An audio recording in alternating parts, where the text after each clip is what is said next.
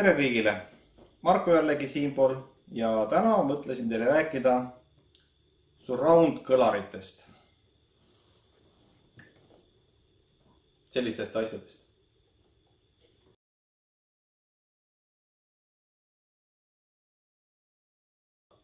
Surround kõlariks võetakse tihtipeale selline pisikene kõlar, tõeliselt pisikene, enam-vähem kohvitassi suurune kõlar. Aga mõtleks, et see pole kõige parem valik. Et õige surround kõlar on kuskil sellise suurusega juba. Et siia mahuvad ka normaalsed kõlarid sisse. Aga kas ta peaks just nii suur olema või veelgi suurem, et see on väga individuaalne.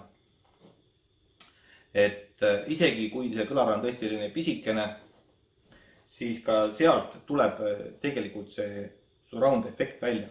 Ta ei ole küll nii kvaliteetne, nii puhas, nii äge, aga see on olemas. Ja filmidele see lisab tegelikult palju juurde. Et kui teil ei mahu suured kõlarid, pange väikesed ja tegelikult on neist kasu. Tõesti on filmide jaoks kasu. Ma tean, paljud ei hinda seda, ei pea oluliseks, aga minu arvates filmidel lisab see ikkagi efekti juurde. Surround kõlarid on tegelikult päris mitut tüüpi.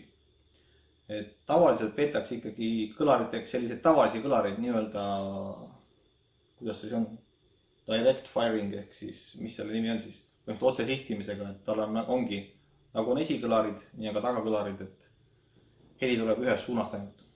Mõtlesin teile rääkida surround kõlaritest, aga mitte päris tavalisest surround kõlaritest, vaid diippoolsetest, bipoolsetest, triippoolsetest kõlaritest. Ja need on väga imeliku nimega kõlarid ja paljud polegi kuulnud, mis need on. Aga nad on nüüd sellise viguriga kõlarid, et kõlar pole mitte siin, vaid on hoopiski siinpool ja siinpool. Ja see on nüüd diippoolne, bipoolne ja kui on triippoolne, siis on ka siin. Ja miks on see hea kõlar? Need on nüüd puhtalt spetsiaalsed surround kõlarid ja efekt on selles, et heli läheb siit kahele poole. Nii et te saate panna selle väga pea lähedale. Põhimõtteliselt ma olen proovinud. Kui kõlar on seina peal, siis panen kõrva vastu ja ma ei saa aru, kas see kõlar töötab või mitte. Ja ometi siis tuleb soundi, ma kuulen seda ruumilist heli, aga väga lahe variant. Väga lahe variant väiksemasse ruumi, kus see kõlar ei saa olla näiteks väga kaugel teist või lihtsalt meeldib selline sound. Mulle meeldib, ma kasutan seda juba aastaid. Et sellise süsteemiga saab teha väga ägeda surround kõla. Tõesti super. Et väga vähe neist tegelikult räägitakse sellistest kõlaritest. Põhiliselt on ikka just tavalised kõlarid, nii-öelda otse, mis sihivad sind. Aga sellised diippoolsed, bipoolsed kõlarid on ka väga ägedad. Et nad tekitavad mõnusa ruumilise efekti. Ainult, et nad peavad olema vastu seina kindlasti. Nad ei tööta niimoodi, et nad on seinast eemal. Nad ajavad nagu seina ja nad sealt see heliga põrkab. Ja ka nurgast saab panna. Et panete nurka, siis põrkab kahelt poolt nurgast ka see heli. Et niimoodi see töötab nagu väga hästi. Et kui tahate kindlalt nagu surround kõlareid, selliseid spetsiifilisi ja hästi laia seda surround heli selja taha teha, siis selliste kõlaritega saab seda väga hästi teha. Et võite julgelt proovida. Ja kuidas saab veel surround heli teha? Niimoodi, et kõlarid üldse seina peal ei ole. Võtate tavalised kõlarid ja panete nad maha. Ja nii, et siis valjuhäälid jäävad üles ja nad on siis vastu seina, küljega vastu seina ja valjuhäälid sihivad üles. Ja nüüd põrkab see heli mööda seina ja lage üles teile niimoodi. Ja see teeb ka väga hea surroundi. See on väga hea variant, kui abikaasa või tüdruksõber pole kuidagi nõus mingisuguste tagakõlaritega. See lahendab selle probleemi ära. Kõlarid ei ole näha.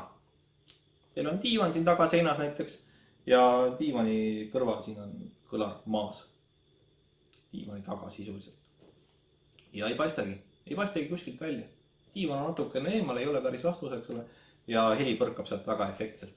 Võite seda varianti proovida, kui te tahate surroundi teha, aga kõlareid seina peale panna ei tohi. See on ka variant. Aga ka otsesihtimisega nii-öelda kõlarid toimivad. Puhtalt maitse asi. Aga sellised kõlarid pole väga levinud Eestis. Ja väga neid ei teata. Aga ma soovitan katsetada või vähemalt uurida nende kohta, et võib-olla oleks näiteks variant hoopis sellised panna endale tavaliste kõlarite asemel. Kui nüüd kuulata, mis heli sinna taha kõlaritesse läheb, niimoodi, et lülitada esikõlarid välja, siis tegelikult taha kõlaritesse läheb väga vähe soundi. No tõesti läheb vähe. Läheb taustamuusika, läheb see kolin, mürin, mingisugused siuksed asjad, mingid äike, mingid siuksed värgid, paugud, et